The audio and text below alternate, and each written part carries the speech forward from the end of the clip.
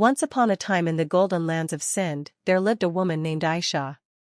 She belonged to a humble farming family, where life revolved around the flowing waters of the Indus River and the fertile fields that gave them bread. Aisha was not only beautiful in her appearance, with deep eyes, sun-kissed skin, and long dark hair, but also in her soul. She carried the wisdom of her ancestors, who had lived in Sindh for centuries, and the kindness of her mother, who had taught her patience and courage. Life in her small village was simple yet hard. Every morning, Aisha would walk barefoot to the well, carrying clay pots on her head with the grace of a queen. She helped her mother cook bread on the tandoor, sang Sindhi folk songs, and embroidered traditional ajrak patterns on cloth. Her hands, though young, knew the art of resilience.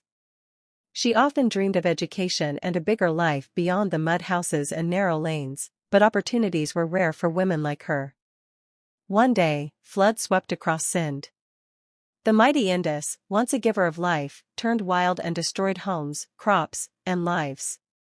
Aisha's family lost everything: their small house, their fields, and even their cattle. Many families fled to the city, and so did Aisha's family, hoping to rebuild their lives. Karachi was a world she had never seen before, crowded, noisy, and filled with strangers. For the first time, she saw tall buildings, cars, and schools where children, even girls, carried books in their hands. Aisha's father found work as a laborer, but it was Aisha who became the true support of the family. She took up embroidery work and sold handmade Sindhi rillis, quilts, in the local market. Her designs were admired, for each stitch carried a story of Sindh, its deserts, its rivers, its songs, and its sorrows. With her earnings, she secretly enrolled in evening literacy classes. Every night, after finishing her chores, she studied under a dim lamp. Slowly, she learned to read and write. Years passed, and Aisha's determination blossomed. She began teaching other village women who had migrated after the floods. She taught them not only words and numbers but also courage to believe in themselves. She often said, "A Sindhi woman is like the river, sometimes calm, sometimes fierce, but always full of life." Her story spread in the community.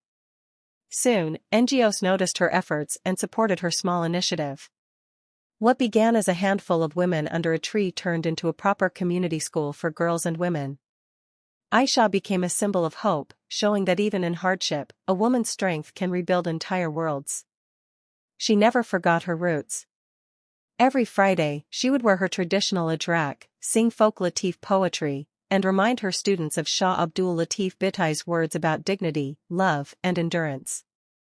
For Aisha, being a Sindhi woman was not only about tradition but also about progress, carrying the soul of her culture while walking toward a brighter future.